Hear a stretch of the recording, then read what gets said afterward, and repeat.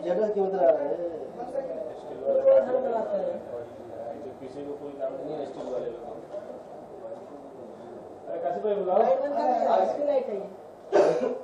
Come fast. तो मुझको बता दे। लाइटें सारी ऑन कर दी भाई। लाइट ऑन करो।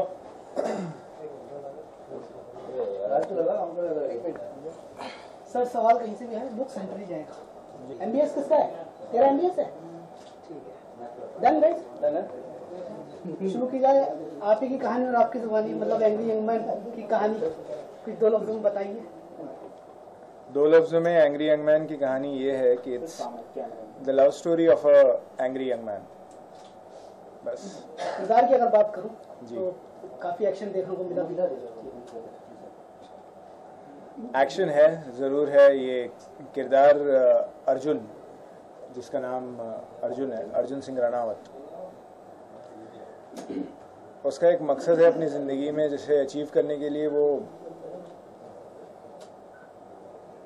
एक मन से लगा हुआ है। तो अब क्या वो अपना मकसद हासिल कर पाता है, क्या होता है उसकी ज़िंदगी में जब एक लड़की आती है जो उसके पीछे पड़ जाती है। तो ये है कहानी। अच्छा, ये टाइटल अर्जुन सिंह रनावत बॉलीवुड में ऑलरेडी हिट हो चुका है और उसको आगे ले जाने की जिम्मेदारी अब आपके शोल्डर पे है। कितना जिया है आपने इस किरदार को?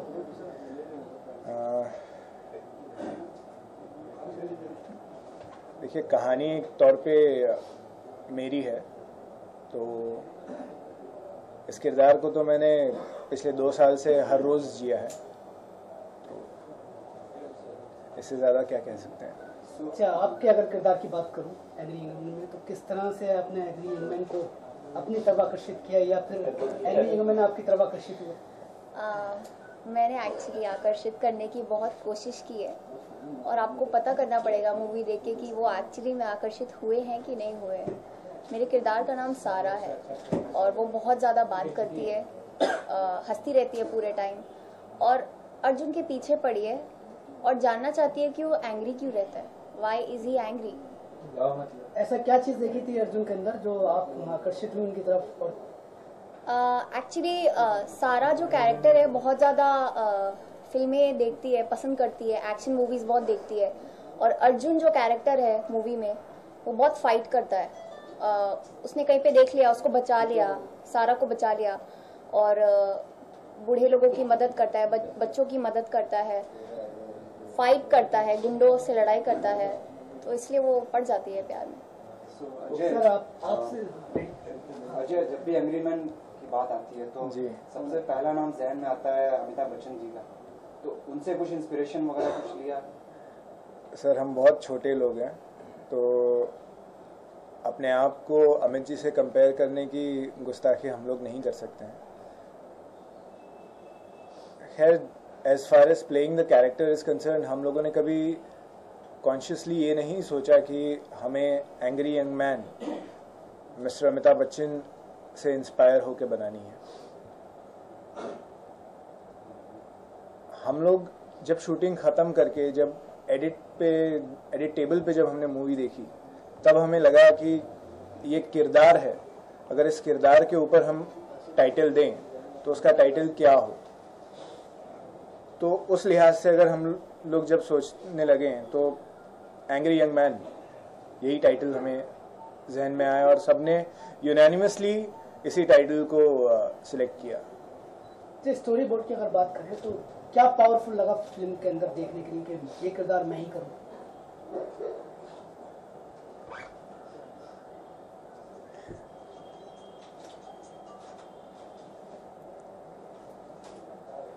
It's an extension of myself. The character is an extension of who I am in real life. So that is why it was not a conscious decision कि यही करना है हमको। डिसीजन हमारा सोचा हुआ नहीं था, ये हमने कोई जहन में रख के कहानी नहीं बनाई कि हम इस किरदार को खुद प्ले करेंगे, बट अनकॉन्शियसली जैसे स्टोरी डेवलप होती गई, ये चीज़ बहुत क्लियर हो गई कि ये किरदार हम खुद हैं। Prachi, this is your first movie. Yeah. So how do you think कि ये this is the right step ये लॉन्चिंग के लिए आपके सबसे सही पैड है? कैसे आप इसको how will you just describe? Obviously Bollywood movie है, अच्छा ही है जो हो रहा है। अभी तक कुछ कह नहीं सकती। मूवी जब रिलीज हो जाएगी, जब लोगों से रिस्पांस मिलेगा, तब मैं बोल पाऊंगी कि एक्चुअली ये सही लॉन्च पैड है कि नहीं। तो सर आपसे पूछना चाहेंगे कि ये जोड़ा जो है आपकी उम्मीदों पे कितना खरा उतरा है एंग्री ह्यूमन में? 100% बोला जाए तो, क्योंकि मैंने जो सोचा था उससे कहीं गुना ज़्यादा इन्होंने करके भी दिखाया। जोड़ा बहुत सही है और बहुत अच्छा अपना काम को बखूबी से निभाया। कितना एफर्ट करना पड़ा आपको इस किरदार को ओरिजिनल किरदार के अंदर डालने में? ज़्यादा तकलीफ उठानी नहीं पड़ी, क्योंकि रियल लाइफ में ऐसे ही क्या?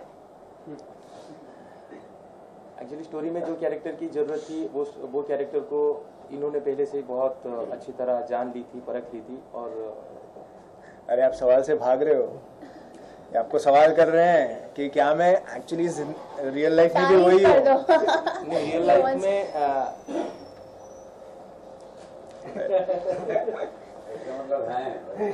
नहीं एक्चुअली वो डर रहे हैं, क्योंकि वो शायद ये कहना चाह रहे हैं कि रियल लाइफ में एंग्री कोई और है।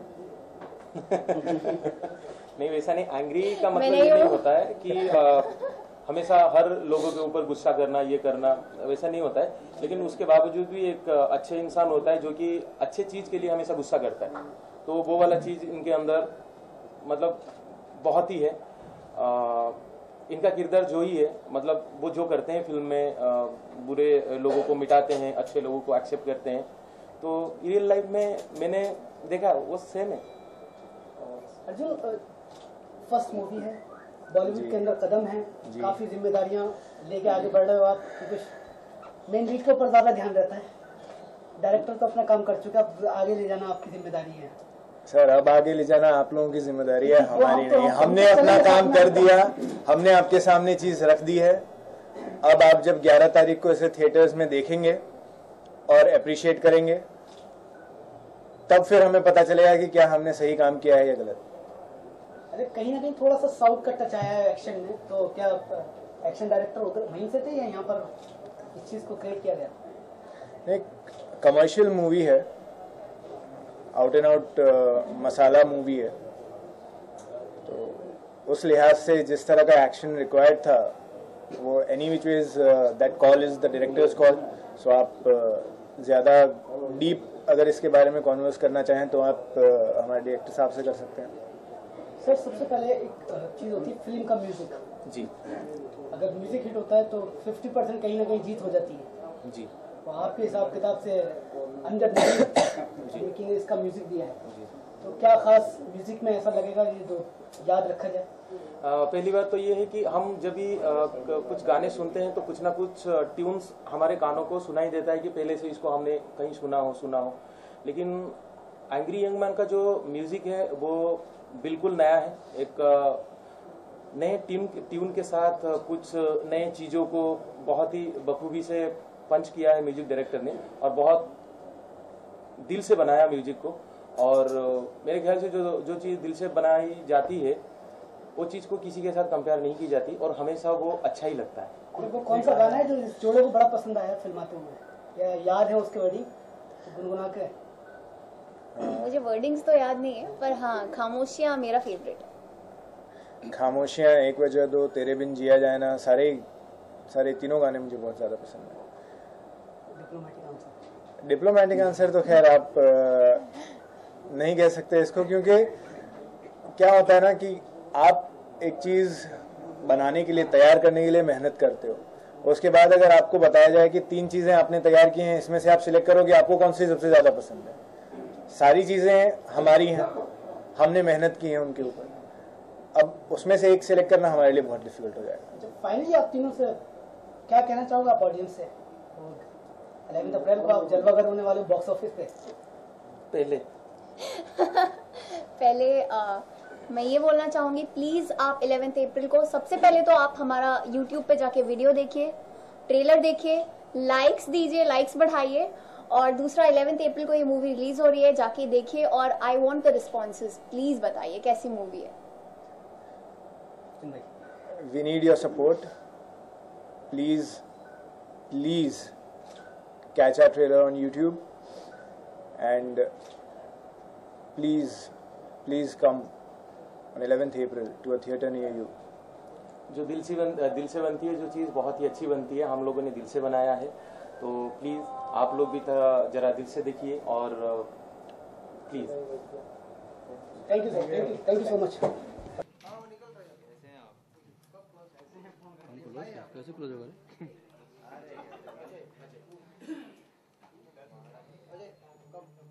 हो गया आपका?